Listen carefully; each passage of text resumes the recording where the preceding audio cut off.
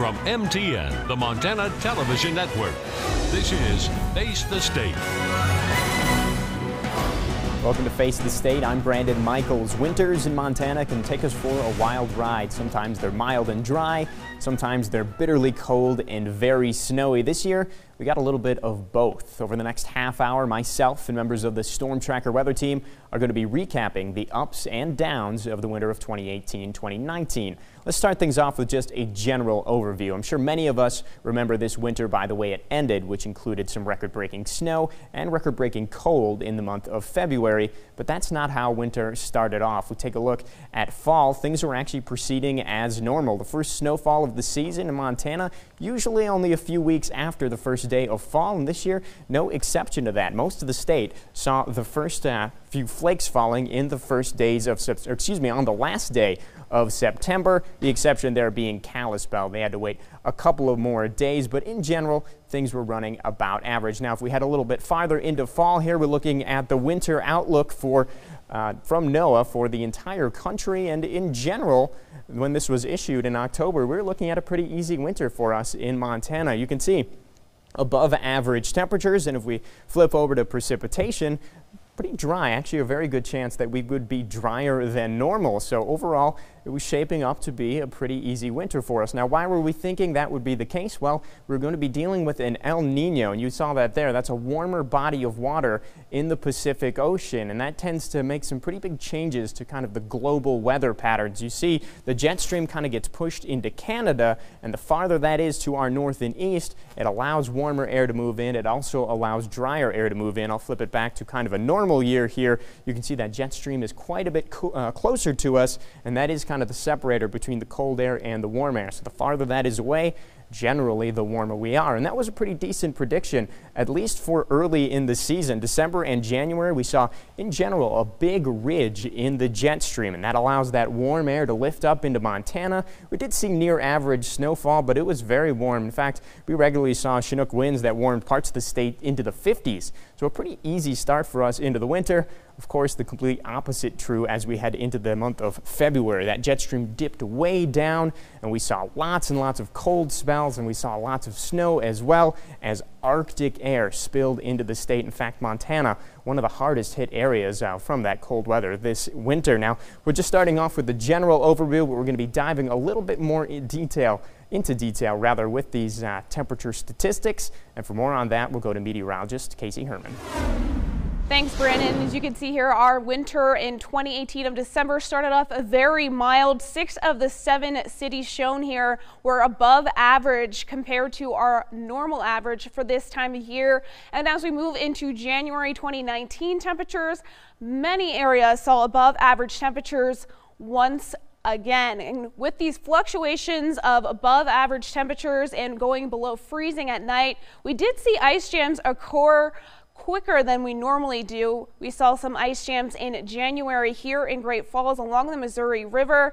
We saw the frozen river break into large chunks of ice. Now, Montana does see the most ice jams in the lower 48. Most ice jams occur in March. We normally don't see the ice jams occur in January. Temperatures have been pretty up and down so far this winter, which has caused alternate freezing and melting of the water.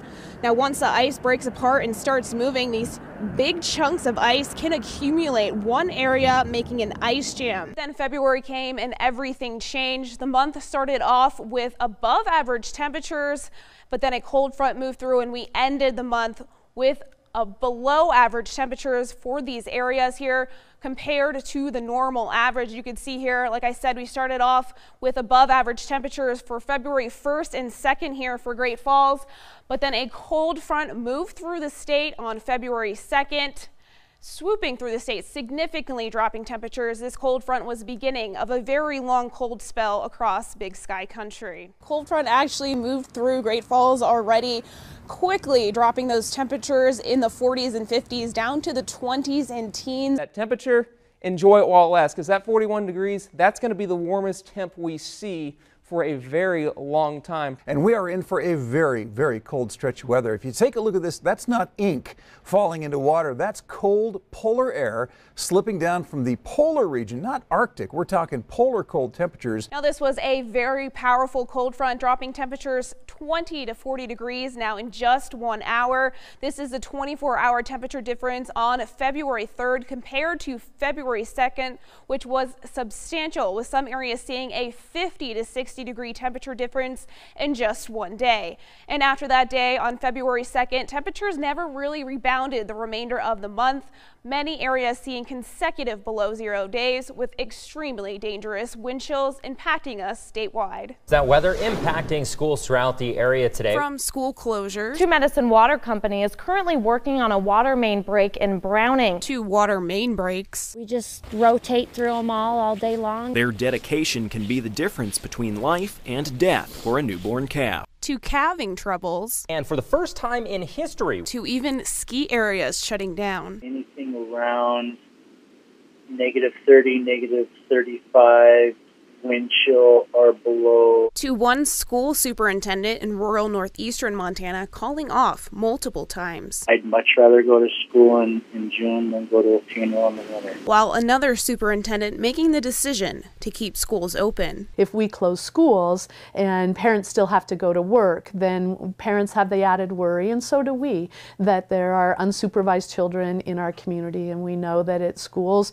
that they will be inside. Although actual temperatures were very cold throughout the month of February and early March, wind chill temperatures was what made conditions even more dangerous. It is just double-digit below zero temperatures just about everywhere right now, and with a 5 to 15 mile per hour sustained wind, which is nothing to what we normally see here in Montana, but goes a far way when we're seeing those temperatures and makes our temperatures feel so much colder than it actually is. So here's our feels like temperatures, wide ranges here between 20 below and 40 below, and dangerous wind chill temperatures prompted the National Weather Service to issue many wind chill warnings and advisories due to the fact that hypothermia and frostbite could occur if proper precautions were not made. February and early March of 2019 was one for the record books. February 2019, one of the worst, if not the worst Februaries we've ever seen, at least recorded here in Great Falls. High temperatures,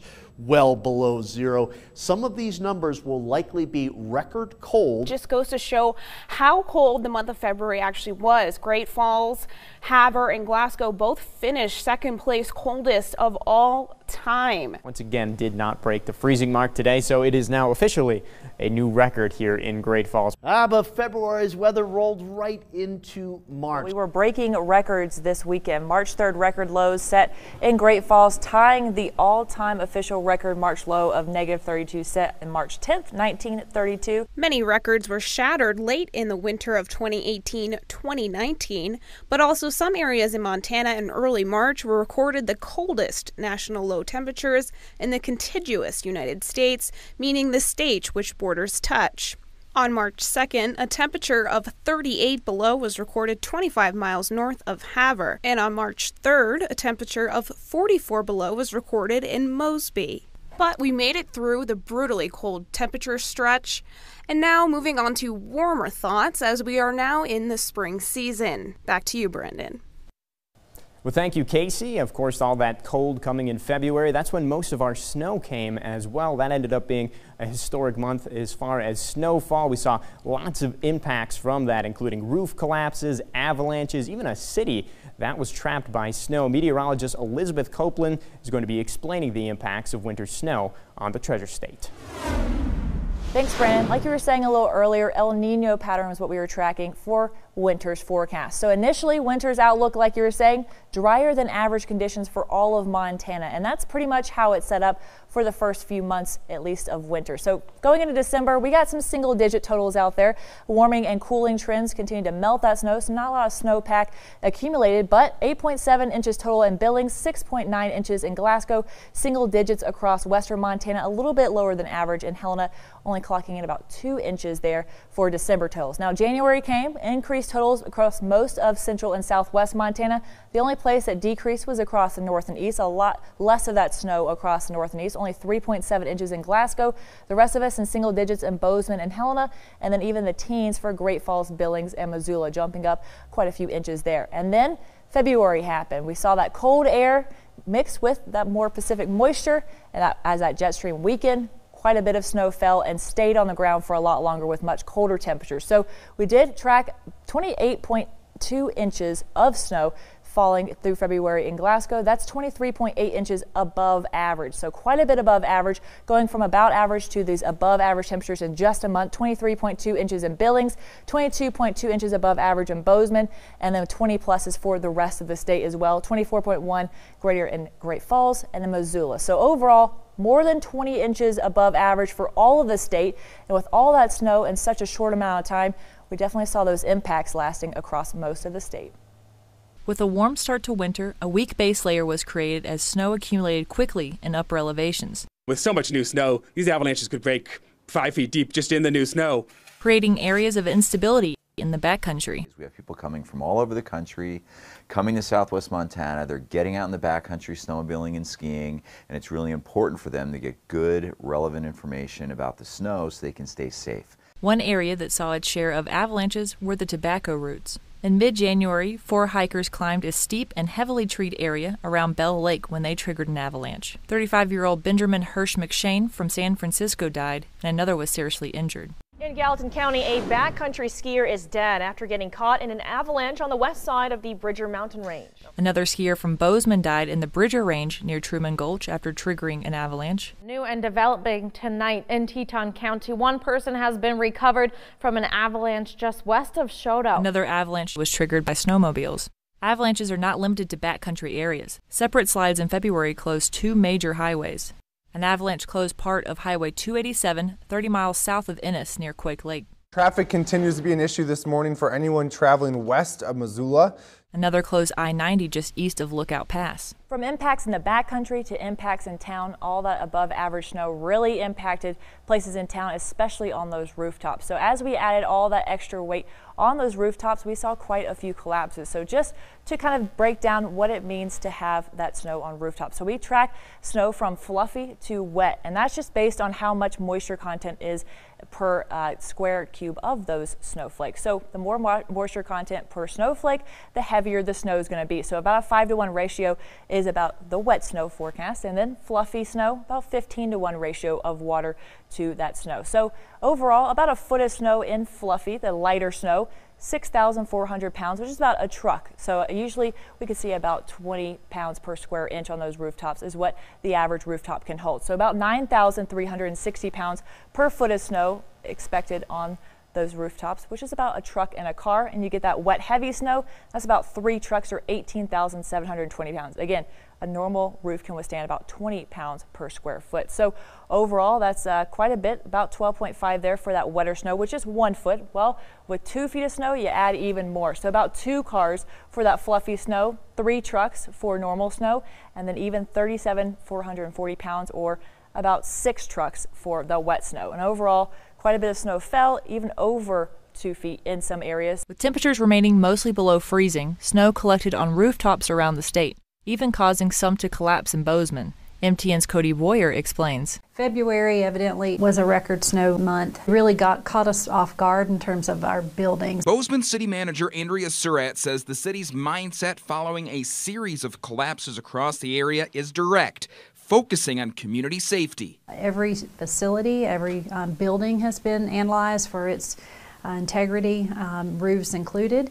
Where we hadn't gotten to the analysis yet was some of our park facilities. She adds the partial collapse of the Bogart Park shell was an eye-opener. We've had that one incident and we hope to not have any others. We're taking every precautionary measure, but that one was a learning curve for us. City officials say roofs like this one here at the Gallatin History Museum on Main Street are more prone to issues than others for obvious reasons. The History Museum did close this week for snow removal since their roof dates back to 1911.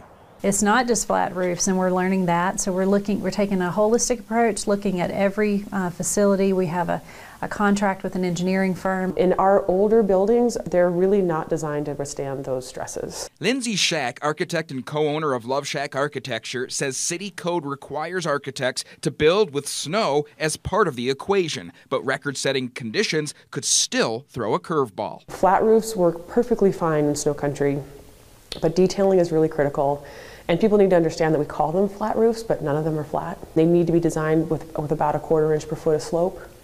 They need to have proper drainage. With an engineering firm at work to be ready for the future, the city manager says incidents like Bogart Park can be more easily prevented. We'd like to apologize for that facility in Bogart being not what it needed to be to withstand that snow, and we know what we need to do now. Bozeman wasn't the only area to have rooftops buckle under the weight. In Great Falls, 32.3 inches of snow were recorded during February. I think with all the flat roofs, and if you look around here, you can see several of them on some warehouses and everything, that if people don't start paying attention to their building, and if it doesn't warm up or the wind doesn't blow the snow off, a lot more people are going to be having problems. And with very little melting, a section of roof at the Salvation Army started sagging under the heavy snow. In Missoula, a downtown building was in the process of being remodeled when its roof collapsed. Keeping rooftops snow-free is almost impossible, but MDT plows worked all winter long to keep Montana roads clear. Statewide, MDT has 591 plow trucks and 22 tow plows on call all winter long. Now that's a lot of trucks, but it's the miles that might surprise you. Scott West from the Montana Department of Transportation would know. Yes, if it's a major statewide storm with all the plow trucks at MDT, and 24-hour period, yes, they encircle the earth twice for the amount of miles that are plowed. And that's just for one snowstorm. Each year, they maintain 25,000 miles of lane roads and plow about 4 million miles of highway, which is about 160 times around the world, or 8 trips to the moon. We're busy, busy, busy. Montanans are no strangers to harsh winters, so having snow removal equipment is necessary. But sometimes, equipment fails, and that's when neighbors like this Dutton man step in to lend a helping hand. MTN's Elizabeth Transu shares his story. A broken snowplow is not ideal this time of year. I mean, we started out not knowing if we were going to have a winter, and then all of a sudden it just dumped on us. That's exactly what happened to this small town in a time of need. It's old. It seems to cost an arm and a leg every time you fire it up. Local businesses, Mountain View Co-op and Campbell Aviation cleared the streets. It was really appreciated. But residents like Steve Wall keep the town of Dutton up and running. We should all volunteer in some way, and I just feel like it's important to help out my neighbors. The community of Dutton is probably one of the most giving and helpful communities I've ever seen, and we all pull together and help each other here when there's a need. And although many are thinking ahead to spring, I think it's just a fact of life. We live in the north, and we're going to get snow, and that's just the way it's going to be. So we'll just have to get through this winter. We're never prepared for more. I mean, but if it happens, and we'll deal with it. We're pretty resilient. We don't have a lot of, big resources or anything, so we make do with what we got, and we make it work. As we head into spring, more of that snow melt will continue, leading to more of those clear spaces across the snowpack map here. So we'll see a lot more of that melting, a lot more of that clear ground, as until we do it all over again next winter. Back to you, Brandon. Thanks, Elizabeth. By now, we've shown you an in-depth look at both the cold and the snow that we dealt with this winter, especially in the month of February. At this point in the show, we're going to give you a look at how those harsh conditions in February impacted Montana's leading industry, that being agriculture. Whether it was Montana's native people or the homesteaders who willingly took on Mother Nature, I don't know how they did it. I really don't know how they lived out here. The need and demand for agriculture built and cultivated a way of life that no matter what the conditions, they had to find a way to survive and thrive in Montana's harsh elements. And this past February wasn't anything to write off as an ordinary winter month. Montana's farmers and ranchers felt the impact on every aspect of their lives. The cold temperatures and the snow sort of came a little later in the winter, came right in the time period when people were calving, so people have issues with frozen ears, frozen tails, just having to work and deal with cattle in deep snow, having to clear snow to create places to calve and feed. Those have been the primary impacts we've heard about so far. This is what makes or breaks us, and our calves are the most important thing. We just got to make sure we have healthy calves that are alive and stay healthy. January in some parts of the state would have been a great month for calving. We didn't have as extreme cold. We didn't have as much snow yet. And here in March, and February and March is when we seem to have been hit the hardest. And so I think that's the challenge, is people have pushed their schedules later, or many people have pushed their schedules later, trying to find better weather, better conditions to do it in. And Mother Nature has sort of worked the opposite way, at least this year. And it wasn't just ranchers battling the elements this past February. Montana's farmers were also hit hard. Our soil temperatures over the winter under the snow got down to about 22 degrees in that top 2 to 4 inches, and we froze to 40 inches this year. Well, last winter, even as cold as we had snow cover through quite a bit of that, and so it didn't freeze to 40 inches. This year it did, and we didn't have snow cover near as long. We really never started our snow cover until about the 1st of February. And I think we're pretty lucky just to get it at that point when the temperatures really started to turn cold, so it helped insulate some of these plants. And so we'll just have to see when they break dormancy as to what it's gonna look like. Despite the record low temperatures and long-lasting snowpack, the month of February wasn't all bad for agriculture. The snow helped to blanket the soil, in turn giving crops like winter wheat a bit of protection from the freezing cold.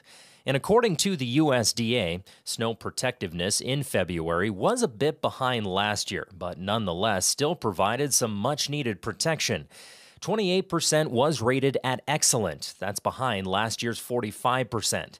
Reports also indicated 69% was good to fair in 2019 compared to last year's 44%. And although it will be hard to tell until the snow is completely melted, the latest USDA crop progress report is indicating that winter wheat is faring slightly better than last year. 14% is currently sitting at excellent compared to last February's 8%. In the good to fair section, 2019 is looking to sit at 84%, whereas last year was at 87%. That snowpack was actually quite beneficial with respect to temperatures and insulating the ground, insulating our crops. Another aspect to take a look at when it comes to agricultural impacts from the month of February is how the snow and cold has affected insects. Now you might be thinking, how could anything survive a month of below freezing temperatures, right? Well, a lot of it depends on the insect species. Any kind of delay in plants to grow, because the plant needs to grow and produce flowers, because the insects need to feed on the flowers for nectar before egg laying. If the plant does grow a bit slower, it can have an impact on certain insects. However, some of these pests are pretty well adapted to Montana winters, no matter how harsh they are. Last year we had some strong winters too. So sawflies are very abundant in some places, big sandy, and so instead of, we all expected that it will go less, but we had a high infestation of the sawfly. Although we're not dealing with quite as impressive of a snowpack as last year, the moisture is going to have its impacts as we look forward into spring, both good and bad for agriculture. You know, moisture is one of the key important role for not only insects, even for the plants too. They need moisture. The insects, for example, they need a moisture. If it is a dry, probably that will kill the insects. So they need a moisture and for emergence, because they have to break their diapassing and the wall, and they have to come out and they feed on the plants. The take-home message is yes, the cold in February did have an impact on some insects. However, others will more than likely thrive with the increase in moisture. By now, I hope that you have a pretty solid understanding of the month of February and its impacts on agriculture throughout Montana. But now we must shift our attention slightly and look at the lingering effects of the month of February. Things like frozen soil and long-lasting snowpack. Looking forward, I mean, obviously we still have a lot of moisture, and it's Montana, so we have cold temperature. We're not really done with snow until May. course, we'll start dealing with higher elevations. I think at this time of year we begin to worry about the melt and how fast that water begins to move off of the elevations and move down. Also ice jams in the rivers and creeks. Flooding, wet, mud, those are the issues I think that we worry about more for the spring. So keep an eye to the sky this spring and your STORMTracker weather app handy, because we all know there's no such thing as normal weather here in the Treasure State. I'm Jason Laird with the Montana Ag Network, and there's a look at the month of February and its impact on Montana's leading industry. Well, thanks, Jason. Winter now officially over. It's definitely at times started to feel like spring, but that doesn't mean we're completely done with winter weather. In fact, we generally see our last snowfall sometime between April and May, so there's still time to see some snowflakes. And there's also another way that we see the lingering effects of winter as we head into spring, and that is flooding. Now, one type of flooding that's driven directly by winter weather is ice jams, and this brutally cold winter allowed many of rivers all across the state to freeze over, and as the ice melts, it breaks apart and dams up, causing water levels to rise. And when those jams break apart, they can send huge rushes of water downstream, and I've actually already seen quite a bit of ice jam flooding even in the winter across the state. Now, ice jams are not the only way winter weather impacts flooding in the spring. Obviously, all the snow that falls will eventually melt and turn into water, and all that water has to flow somewhere, and it ends up in the many rivers and streams across the Treasure State, and that causes those waterways to swell up and at times flood. And after near-record snowfall to close out the winter, flooding definitely on the mind of many in Montana, especially given the widespread flooding we dealt with after the historic winter last year. Now, to get a better idea of what to expect in terms of potential flooding for this year, I spoke with Aaron Peters, a hydrologist at the National Weather Service, to see whether or not he's expecting a repeat of last year. Water is one of Montana's most precious resources, but as we know, too much of a good thing can be a bad thing.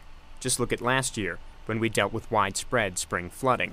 Fortunately, this year isn't shaping up to be quite as bad. Compared to last year, we're looking a lot better. Last year at this time, we were 150 to 200% of average for mountain snowpack. And right now, I think our highest basin is like 115, 120%. Given our record-setting February, it may come as a surprise that this year's mountain snowpack isn't all that high. Winter didn't really start till the first week of February. And while we did have record precip in February, all it really did was bring us back up to normal.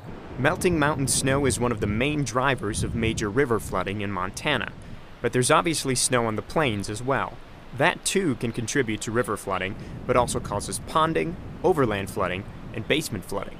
Plain snowpack is a little bit above average, or maybe more than above average. We have a lot of water in the snow in much of the plains, Cascade County and eastward, and southwest Montana as well. Even though the upcoming flood season isn't looking extreme, there are some rivers that are more likely to flood this spring. Right now it's looking like some of the tributaries to the Milk River, like Clear Creek near Chinook, and then Beaver Creek in Valley County, and then the Little Bighorn River in southwest Montana. The Shields River as well might have some minor flooding. The weather going forward will also have a huge impact on flood potential. A rapid snowmelt or heavy rain event can drastically and quickly increase the likelihood of flooding.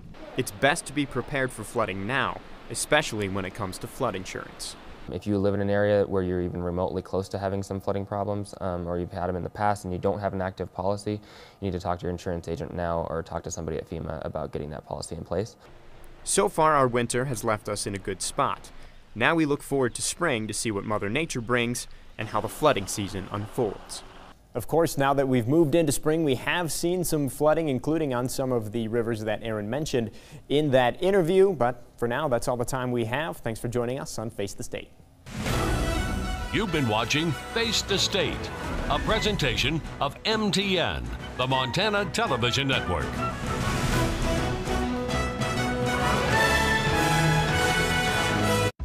We all have